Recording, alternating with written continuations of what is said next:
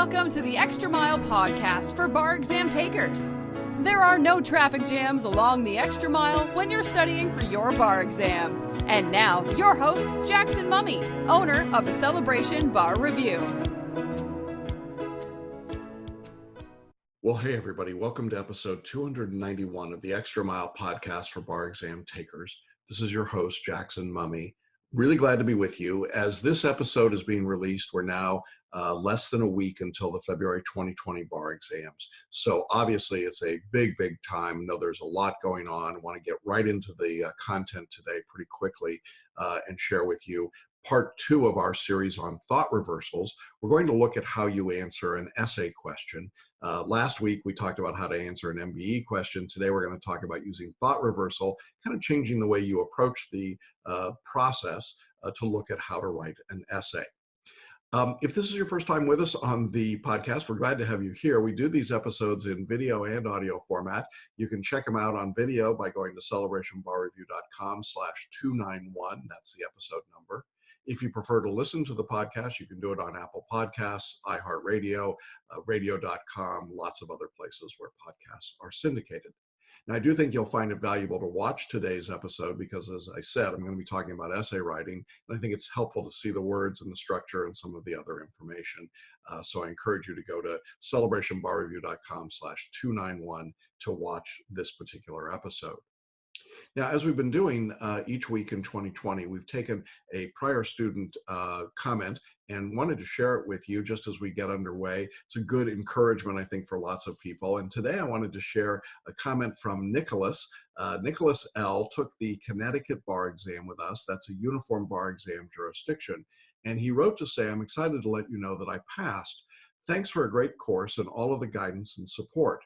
Your course provided me with the flexibility, the strategies, and the guidance that helped me attain this wonderful achievement.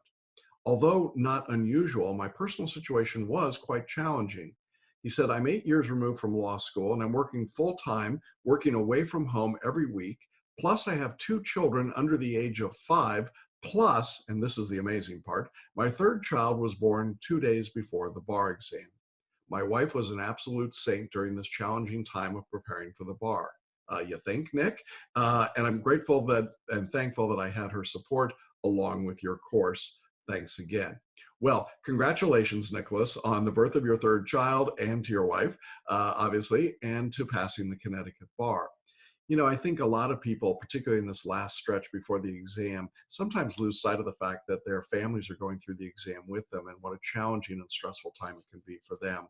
And so I really wanted to give a shout out, not just to Nicholas, but also to his family and to his wife, who had been so helpful and terrific and, you know, had a baby and right before the bar exams, he was still able to be focused enough to go in and pass a very difficult test. If you haven't said thank you to your family, friends, loved ones, coworkers, and others this week, it's a great time to do that and to remind them that it's going to be over soon and you'll be back into the real world. And then you've got to deal with them again. So be nice to people this week. I know it's a big time and I know it's very stressful, but certainly you want to be aware that for everybody else, they're going through it with you, but then they don't get to take the test. So congratulations to Nick and everyone who's taken and passed their exams. For those of you getting ready for your exams this coming week, we know what a big deal that is. And that's why I wanted to share this particular message today, having to do with thought reversals. I think one of the things that people are most concerned about at this late stage is, am I really studying most productively? What approach am I using to answer questions on the exam? And so today we're going to break that down when it comes to essay writing, and I think you're going to find it really helpful. Now, if you're taking the exam in July of 2020 or later, I want you to stay with us. This is particularly useful information for you. And after we're done, we're going to make a special offer to you about a free training webinar, and I think you're going to want to stick around to find out about that.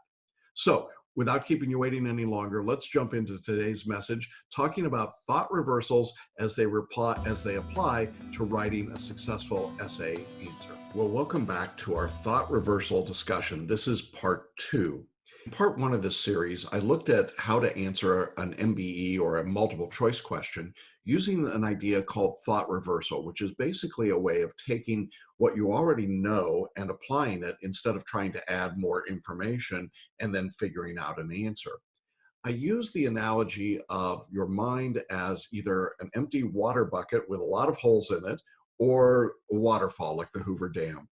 And essentially, what we talked about was that if you approach studying and test taking as though your brain is this empty water bucket that you got to keep filling up with information, and of course, it's got big holes in it, so information is always leaking out, it's a constant frantic effort to keep filling the bucket. On the other hand, under the human potential movement, if you view your mind, and particularly your non-conscious brain, as a vast resource like a waterfall, like Hoover Dam, then there's plenty of water there. You just have to decide how to direct it to get maximum impact and maximum power. And so in Thought Reversal Part 1, we talked about how you apply that concept in answering a multiple choice question. And I invite you to check that out if you want to know more about how to answer any multiple choice question, certainly for the MBE. Well, today we're going to take thought reversal into another area. We're going to talk about how to deal with essay questions, and does the same concept work? And the short answer is yes, of course it does. A little bit like these daisies behind me or dandelions behind me, is that you can look at them and say, wait, something's wrong there. I mean, which one of those dandelions looks real and which one doesn't? You have an intuitive sense of that, but you get to choose. In preparing answers to essay questions, you get the same opportunity to choose. And the thought reversal that we want to talk about today is to take the traditional notion of what you do when you're faced with an essay, which essentially is to spot issues and recite rules. And that basic approach requires memorization primarily. That's the primary skill. Memorize the rules, cram them, and then recite them. We want to move from that concept to a different concept in which you have fact-driven analysis. Now, when you're doing fact-driven analysis, that requires knowledge, not memory. So again, what we're doing is moving from the empty water bucket or the nearly empty water bucket to the waterfall. When you apply that approach in writing essays, you're going to find that essay writing is much easier, it's much more natural, more words come to you, it's more fluent, and it has the added benefit of doing what the examiners really want to see in your essay writing. Now, I recognize that many of you will assume that you have to issue spot and use IRAC writing because that's what you learned in law school, and it's what the big box bar reviews teach you to do. This is why we call it thought reversal. If you can stand on the other side of that and look at it, I think you would notice very quickly that issue spotting and IRAC writing are very inefficient forms of writing. Very few lawyers in actual practice use either one of those approaches. And while they're appropriate for law school, they're really not very effective if you're trying to evaluate whether someone is ready to be a member of the bar. And the bar examiners know this as well. And so they don't reward IRAC and issue spotting the way you would normally think that they might. If you need statistical proof for that, just look at the pass rates. In general, in certainly almost every major jurisdiction, but across the United States, it's now taking people an average of 4 times to get through the bar exam. That's a big change from what it was 30 or 40 years ago. And in fact, in jurisdictions like California, Florida, New York, we have pass rates that are at or below 50% consistently for first-time takers, and even less for repeat bar takers. One reason for that is because too many people keep applying the same approach to their essay writing of issue spotting and rule recitation. Now, if you change that approach, what we've discovered over a couple of decades is that you get much better results for people, particularly repeat bar takers, because now what you're doing is really demonstrating the skill that the examiners want to see on an essay and not the ability to memorize and recite. Now, having said that and having invited you into that thought reversal process for just a few minutes, what I want to do is actually take an actual bar exam question. It comes from the Uniform Bar Exam, so it's a licensed question to us. And I want to break it down and show you what happens under both of these forms of the approach. In other words, we're going to look at our approach of fact-driven analysis, and then we're also going to look at the traditional IRAC approach and show you how you would approach these questions in those two ways and why they're different and why one, I think, is significantly better than the other. Now, if you're just listening to this discussion, I will read the question out loud to you, but I strongly suggest that you watch the video so that you can see the words for yourself and see what we're doing with them and how we put them together. I'm not going to be writing out an essay for you in either IRAC or in our writing style. That's not my goal today. What I want to do is focus primarily on one aspect of the writing, which is the law and argumentation piece. And the reason for that is that that's where most of this thought reversal has to happen. So what we're going to do is take a moment and then we'll go through this question together. I'll read it out loud. I'll tell you what I think is important from our standpoint, and then we'll go into the preparation, particularly of the law and the argument. Okay, now what you should be seeing on the screen if you're watching is an evidence essay from the Uniform Bar Exam. So we're using an actual question, and we're not going to take every part of the question. We're not going to do everything with the question. We just want to make the point about thought reversal for essay writing. So I'm going to read it and annotate a little bit as we go through with you. So it's an evidence essay question, and it starts out this way. 6 months ago, a woman was taken to a hospital following what she alleged was a sexual assault by a man during a fraternity party. The woman and the man were both seniors attending the college where the party was held. At the time of the alleged assault, the hospital's policy required that, quote, in all cases of alleged or suspected sexual assault, non-emergency patients must be interviewed by a victim counselor before receiving medical treatment, close quote. The woman was deemed a non-emergency patient and was told to wait in the waiting room to see a victim counselor. 3 hours later, the victim counselor finally interviewed the woman. Thereafter, hospital personnel treated the woman for her injuries and sent her home. I'm going to stop right there for just a minute. There's a couple of things to be aware of here. First of all, we've got obviously a woman, we've got a hospital, there's been a suspected sexual assault. And I suppose I should have said this might have been a trigger warning, but this is an actual question, so I wanted to give it to you pretty much the way that it comes from the bar examiner, in fact, exactly the way it comes from the bar examiners. Now, I think it's important as you're reading this, you don't want to overdo this in terms of trying to issue spot. We're going to show you what an issue spotter would do with it in our second go round. But for right now, as I'm reading about it, one of the first things that I note is that there's a hospital's policy, and I want to be aware of that policy and talking about what the policy might be. And so I might just underline that. And then we're going to continue to move through the question. So let's continue on. There was no contact between the woman and the man until 1 week later when the man sent the woman a text message on her cell phone. The text message said, quote, if you're upset about what happened, I can send you a check for $10,000 to help you forget the whole thing. I can also pay any medical expenses, close quote. The woman didn't respond. So what we've got here is a text message and some sort of an offer. Then 4 months after the alleged assault, the woman contacted a lawyer and she filed a civil action, that's going to be important to us, against the man and the hospital. She sought damages from the man for physical injuries. According to the woman, these injuries were especially traumatic because of her belief in sexual abstinence before marriage and her lack of prior sexual experience. She sought damages from the hospital for exacerbating her injuries by negligently delaying her medical treatment. All right, so we've got the framework now. It's a civil case. There's going to be a case against the man and against the hospital. So those are our two defendants.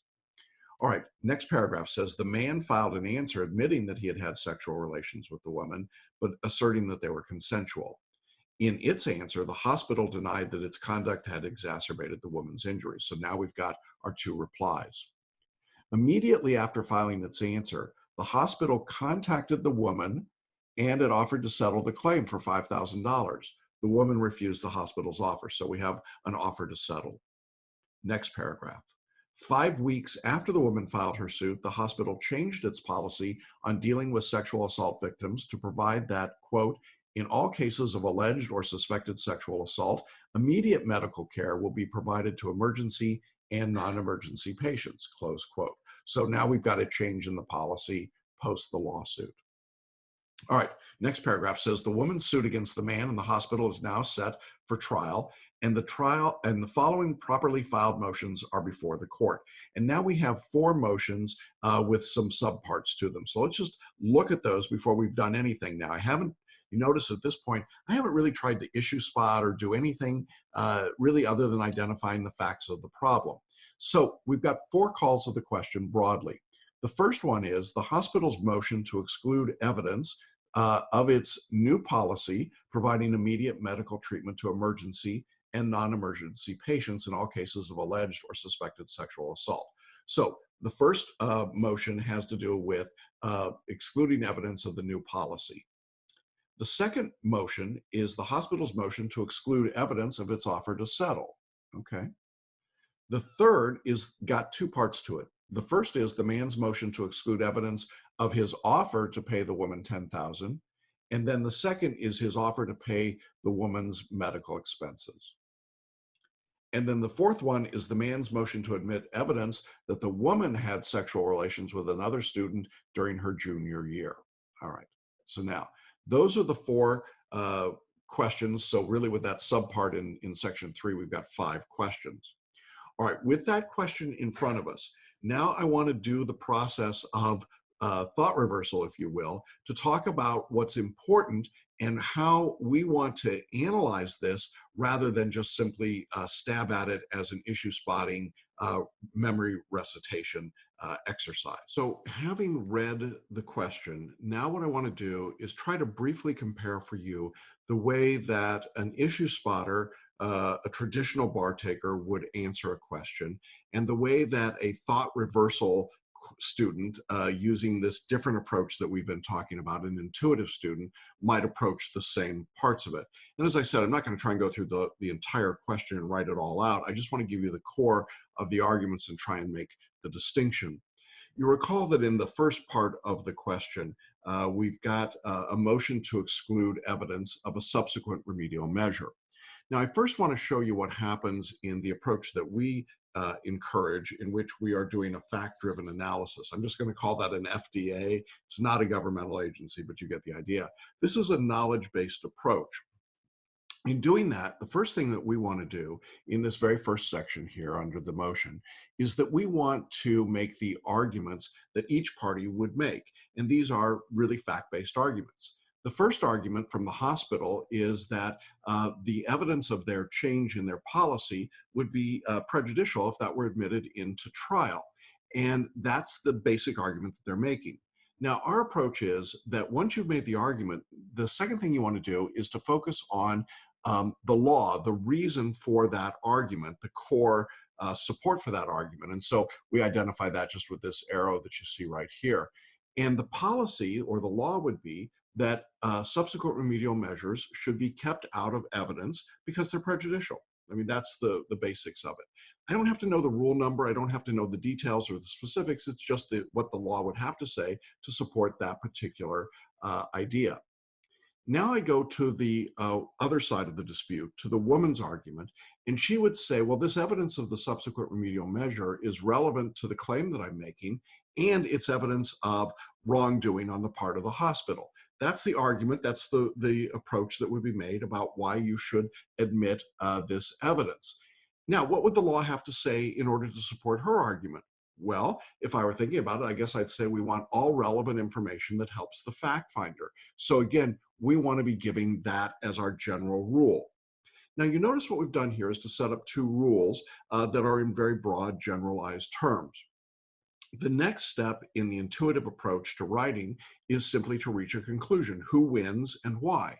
And here, I would say that if we're talking about fact-driven analysis, that FDA that we talked about, it's good public policy for wrongdoers to fix their mistakes. We like that. And introducing evidence that they've done so that would certainly hurt them in terms of trial might discourage that activity. So therefore, that evidence should be excluded. Now, that's all common sense, and I think most of you could answer that pretty clearly. You didn't have to know any rules, any specific information. It just makes sense and it flows. All right, well, what happens when we get to what the issue spotters are trying to do? Well, here, I think we've got a slightly different problem. Now the issue spotter, I think, who's over here, is going to say, well, I want to be talking about what these issues might be, and when I see subsequent remedial measure, then I've got to know that that's Rule 407. Because the way that the issue spotter has learned is through memorization. And so they've memorized each of these rules. So Rule 407, what are all the things related to subsequent remedial measures? And so the rule follower, the memorizer says, what does that rule say? What are all the elements of that rule? And that obviously means what are the exceptions? But it also eliminates any arguments. It's simply, here's the rule. So the issue spotter would say, well, the issue is subsequent remedial measures. Here's what Rule 407 says. Here are all the exceptions to 407, and then reach a conclusion about whether or not 407 applies or not. Now, notice that we're going to come out with essentially the same result in both of those circumstances. In both cases, I think we're going to say that that this evidence of a subsequent remedial measure should be excluded. But notice the work that the issue spotter had to do. They had to work from what they had memorized. What if you didn't know Rule 407? And I'm not saying you had to know the rule number, but what if you didn't know that rule word for word or very, very close? I think you're in trouble here because you notice there are absolutely no arguments. There's nothing that's driven from the facts. It's all built from the law down. So essentially you're putting the law up here and then you're driving down to the conclusion.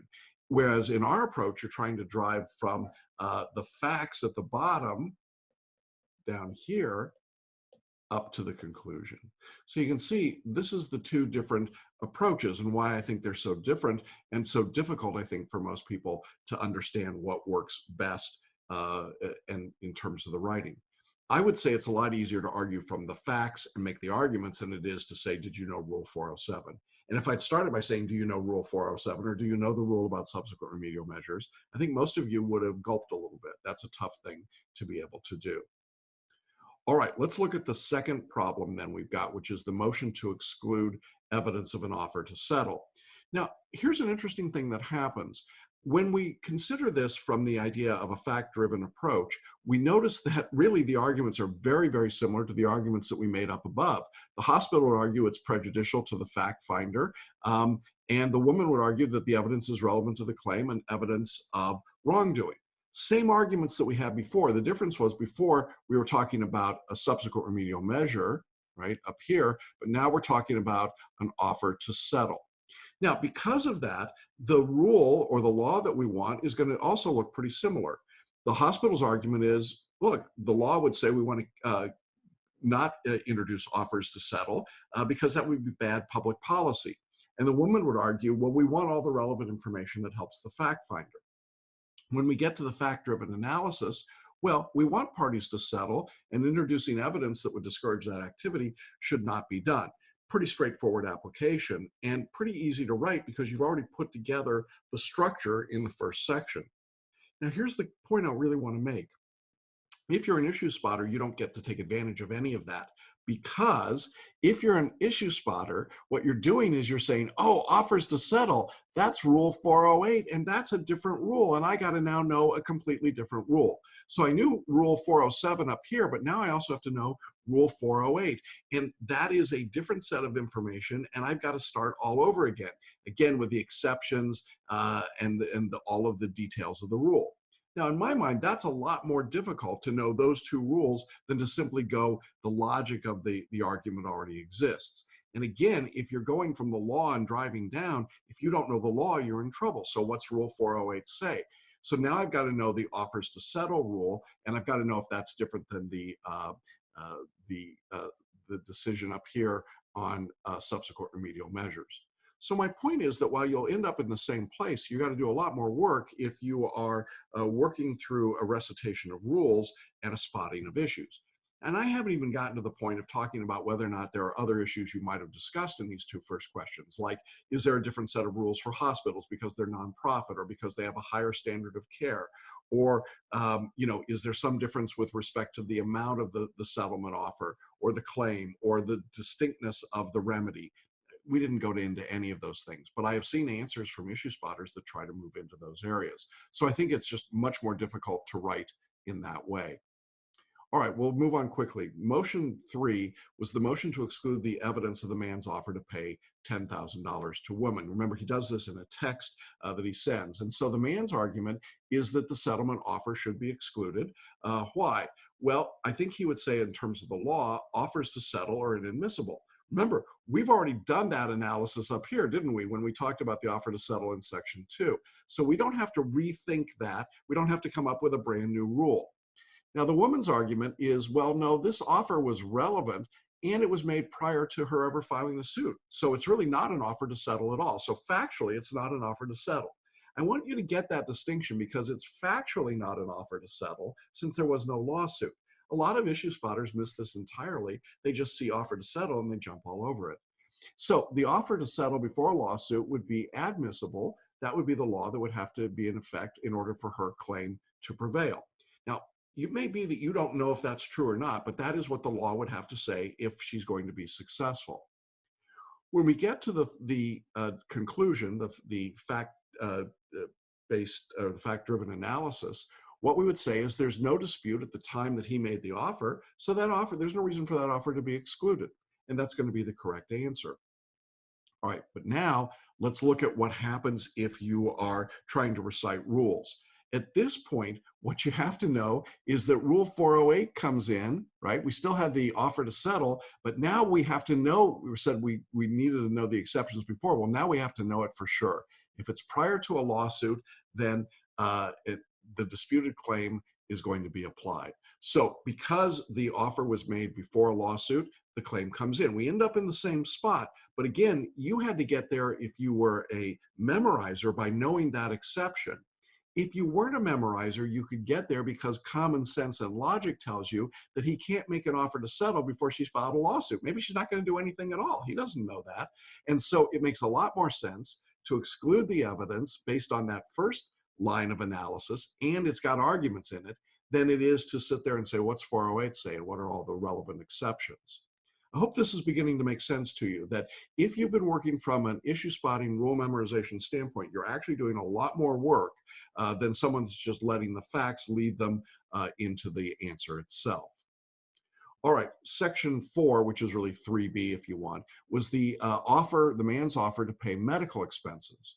Now, again, if we're doing it in the intuitive method, the man's argument is that a settlement offer should be excluded. I mean, he's making an offer to pay medical expenses, that's a settlement offer, and therefore the rule would be that offers to pay medical expenses are inadmissible.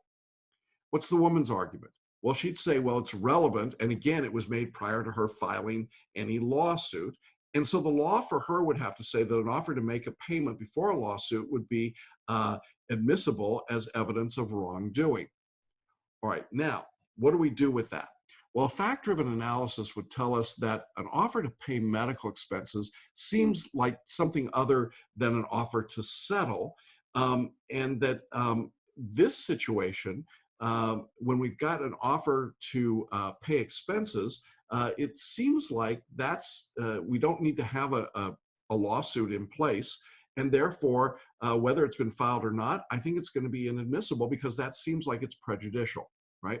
So in this situation, when he said, I'm going to give you $10,000, maybe he's giving her $10,000 because he really likes her, but the offer to pay medical expenses looks like it's prejudicial, and there's no requirement of a lawsuit having been filed. Now notice what happens here if you are a rule memorizer issue spotter. At this point, you got to be looking over to Rule 409. And you might be saying, Rule 409, what the heck is that? Well, Rule 409 is the one that would probably apply here because it doesn't have the same requirement as 408 that an offer be made after a disputed claim arises. So 409 is our rule that says we exclude evidence of offering to pay medical expenses. So that's medical expenses rule. And now I've got to know that rule, and then I got to know that it doesn't apply because I've got to know the exceptions. That's a lot of work, folks. I mean, look what you've had to do so far. You've had to figure out Rule 407, 408, and now 409, all flowing through, and then figuring out which applies and doesn't apply and what the exceptions are. But remember, when I made the intuitive argument, I didn't have to know any of those rules. It was pretty straightforward to say, yeah, you know, he wants it kept out. She wants it in. Why does she want it in? Because she thinks it would be damning to him. Yeah, it probably would. So much so that we don't want it in because we want him to pay the medical expenses. Paying $10,000, that looks different, and that's the distinction. All right, last one here is an interesting question. Question 5 is the motion to admit evidence of the woman's prior sexual relations. Now, the woman's going to argue that she's a victim and therefore her sexual history is inadmissible. That sounds pretty good. What would the law have to say? Well, the law would be the rape shield rule that says we don't want to put victims on trial. Makes pretty good sense to me. The man's argument, however, is this is a civil case, and that's in the fact pattern. It tells us very clearly that this is a civil case. And he would say, since the woman's claim was that she had this impacted her sexual, certainly dealt with her sexual history, and that she had a reputation of being someone, she had a lack of sexual experience, therefore, this is going to be relevant. And he would say that's relevant to her claim to put that evidence in. What would the rule or the law have to say? That the probative value outweighs the harm. It's important to know this evidence. That's his reliance. All right, so when we do a fact-driven analysis, what's that mean? Well, the claim that she's making is based on her damages from a lack of sexual experience. Therefore, that evidence is relevant and it should be admitted.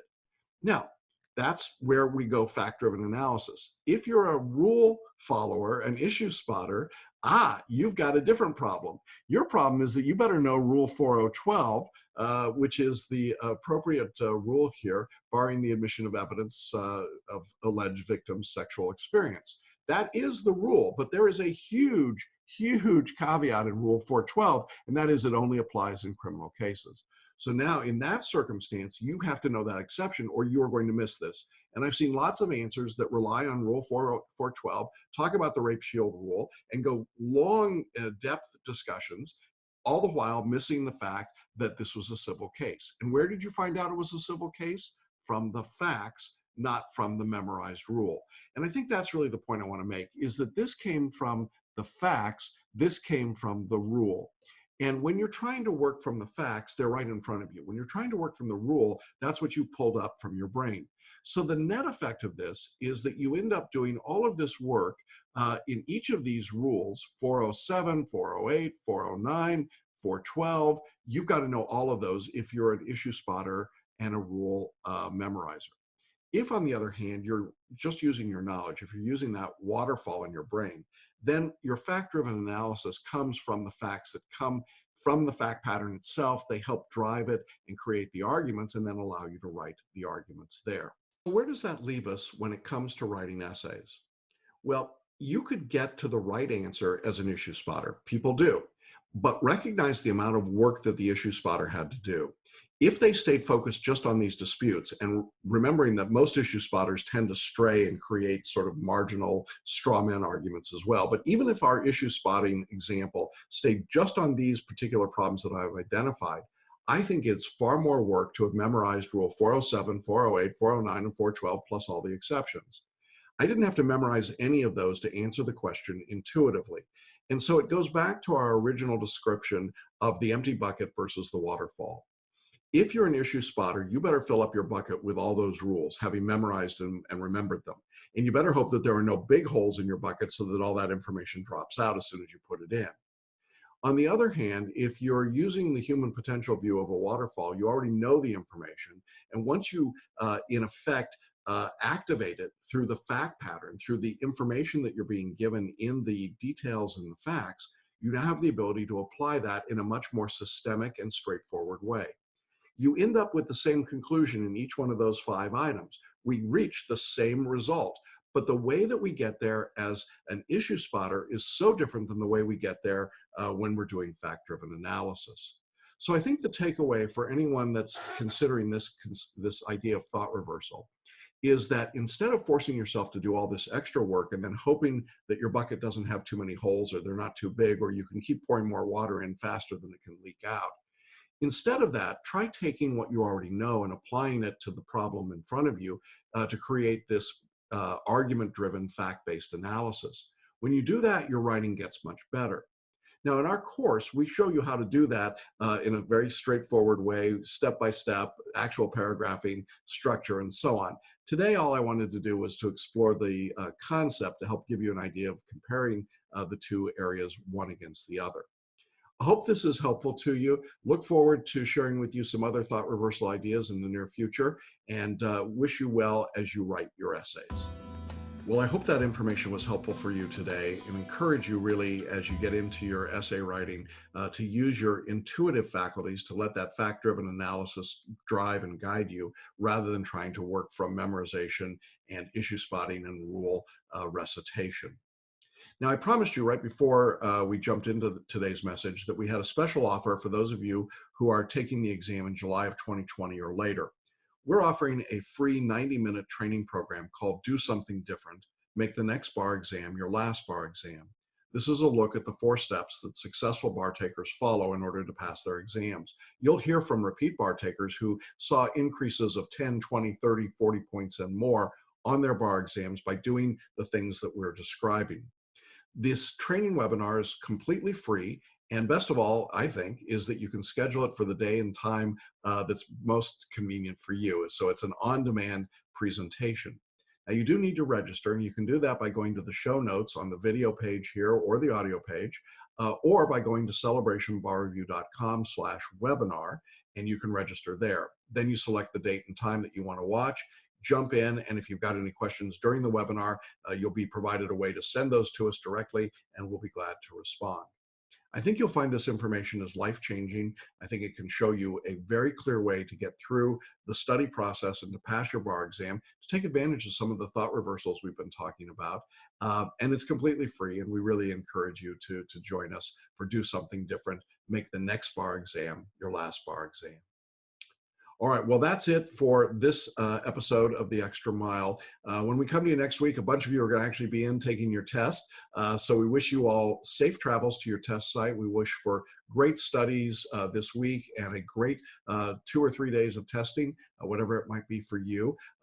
Do a great job. We know you will. We've been excited to have you with us for these episodes. We'll come back afterwards talking about what we heard from the exam sites, and then starting to point towards the July exams and results, obviously, as they come out after the February exams. So best wishes to everybody. Have a great week and have a great exam for those of you taking the test next week.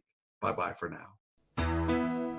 Thanks for listening to the Extra Mile podcast for bar exam takers at www.celebrationbarreview.com.